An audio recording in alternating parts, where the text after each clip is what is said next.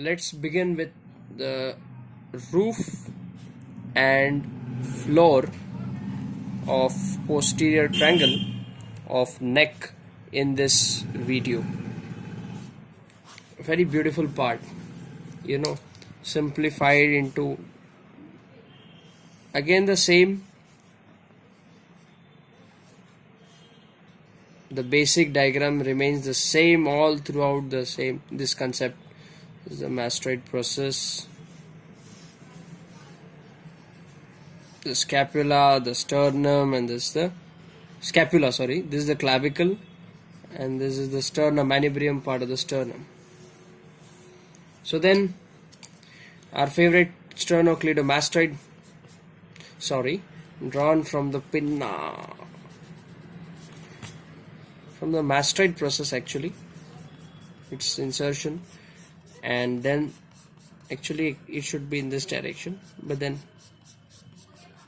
this is the sternocleidomastoid, this is the trapezius, and we are first discussing about the roof. Okay, so this is a diagram, again the side view, and need not mention, but then still this is the superior aspect, inferior aspect, anterior and posterior. We are viewing the left side of the side of a person. So then this is the basic boundary which during dissection we can immediately notice after removing the superficial fascia and the investing layer of the deep cervical fascia. So one basic sentence which we should mention without fail, that the roof of posterior triangle is formed by investing layer of deep cervical fascia. Very important point. It is an investing layer of the deep cervical fascia. It forms a collar-like structure, fascia, around the neck, right from the external protuberance, occipital protuberance, as we discussed in the last video, right from there to the symphysis menti, that is the chin part. So it covers all the aspects of the neck. So this roof, it forms the roof of the posterior triangle of the neck, that is the investing layer of deep cervical fascia. A very basic statement for this aspect. Okay, then let us see the superficial structures. Now these superficial structures may vary. Some may say that they are in deep. Some are typically superficial, but some come under the category where you can mention them under superficial or deep, any of the headings, because these are very thin layers and keep on penetrating like that along the layers. So then they can be mentioned, but the typical structures which you get, let me mention those.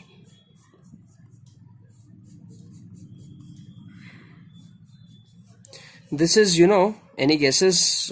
Right, I think it is the external jugular vein I am trying to draw here.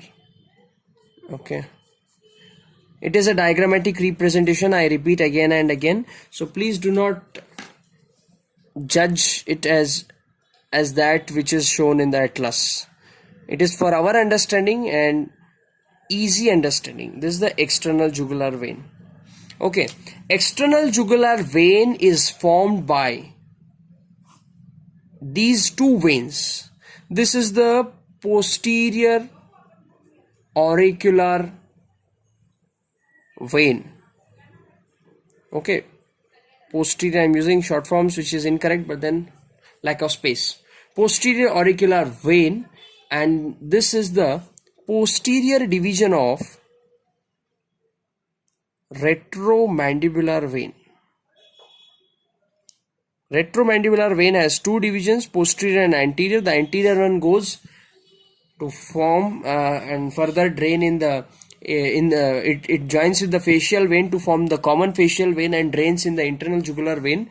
But then the posterior division, it joins with the posterior auricular vein to form the external jugular vein. The spelling went wrong here. And external jugular vein, this vein which is posterior external jugular vein, it just drains.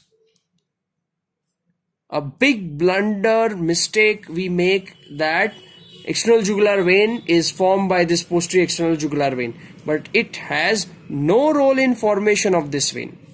So we can represent as posterior auricular vein along with posterior division of retromandibular vein. It forms external jugular vein which drains into the subclavian, respective subclavian of the side. Okay, subclavian vein of that side. This is about the vein. And superficial nerves, we are supposed to depict the nerves with yellow, but then there are so many nerves in this critical space, it will be confusing. So then I am using a pencil to show them. Please do understand. Okay, there is a vein here, sorry, nerve here, another nerve here, and a nerve here as well. Okay, I'll label them one by one.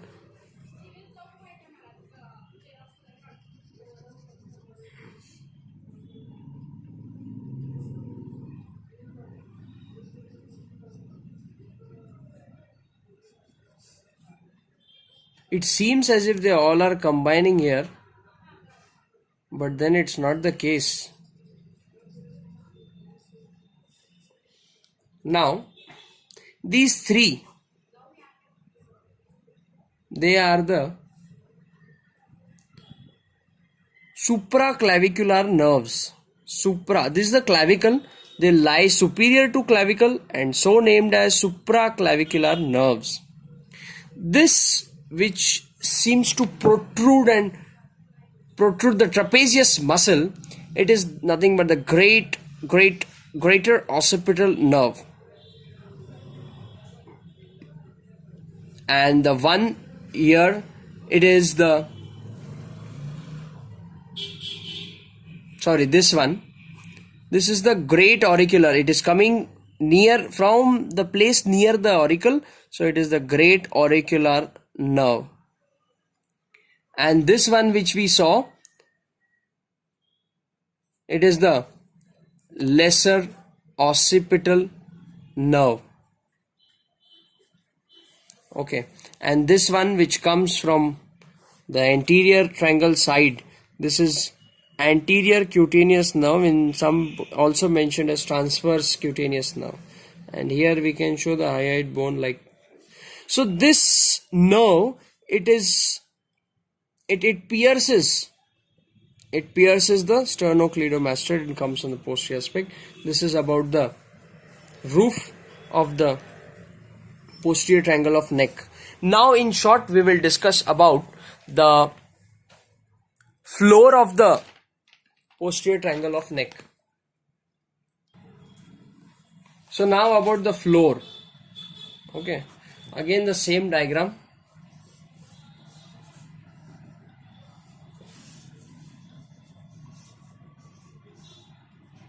A bit dirty, but then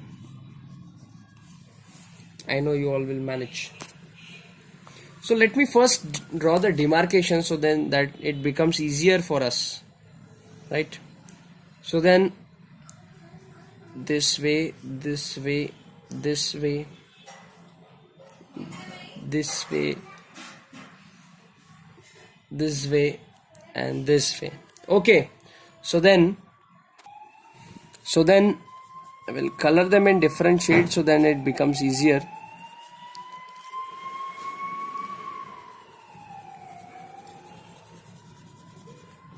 It is the roof which we are discussing about, and one by one I am drawing the muscles which form the floor of the posterior triangle of the neck. Okay, the one which I am coloring at present, it is the scalenius posterior, very sorry, is the scalenius posterior.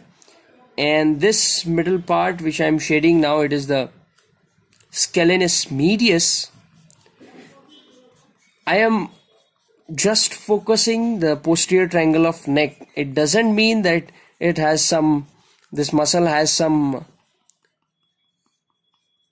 attachment on the clavicular part. Okay, It has actually no attachment, factually speaking. And this is the scalenus anterior muscle. It is known as the key muscle of the region. Please notice this is one of the most frequently asked MCQ, and it is worth asking because it is the key muscle. Why it is the key muscle, I will let you know next moment after defining the labeling the muscles. This is the semispinalis capitis. Okay, it is not seen in the, it is not actually seen in the side view. Again, I forgot, this is the anterior, posterior, superior, inferior. We are viewing this left side view, okay, of the person. So this is the trapezius which form, actually we are viewing the roof. So already they are, the trapezius and the sternocleidomastoid are retracted so that we can see this roof. Okay. So then, sorry, the floor, not the roof. Roof already we have discussed on the upper aspect here in this diagram. This is the roof and we have retracted this trapezius and the sternocleidomastoid so that we can see the floor of the posterior triangle of neck. So this is semispinalis capitis. After protruding it more and going on the a bit on the posterior aspect, we are able to see this semispinalis capitis muscle. Please do not go wrong because the next spelling is splenius capitis. Quite confusing always. This semispinalis and splenius, they create a confusion.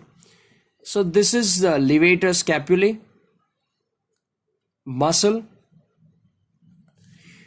Need not go always into their details as origin and insertion. We can just remember. And this is the scalenus posterior. Though it is pronounced as scalenius, it doesn't include EUS in its spelling. It is scalenus, NUS.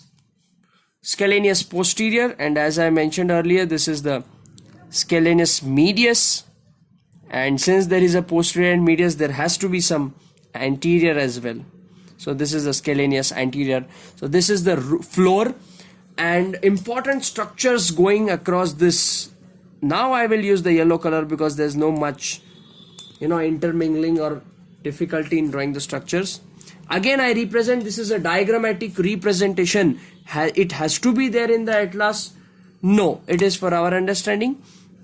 Actually, all the structures which pass in the supex, that is the upper limb, they lie between the first rib and the clavicle of the respective region. That is, they lie below the clavicle and above the first rib.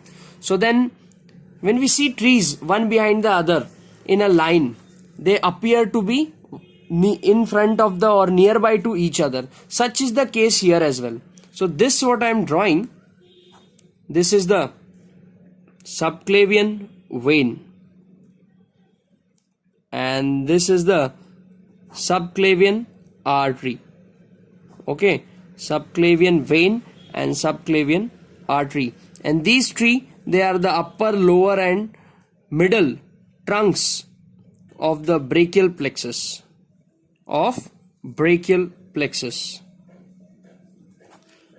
So this is about the, now this is called as the key muscle because this scalenus anterior, it divides the subclavian artery into part 1, part 2 and part 3.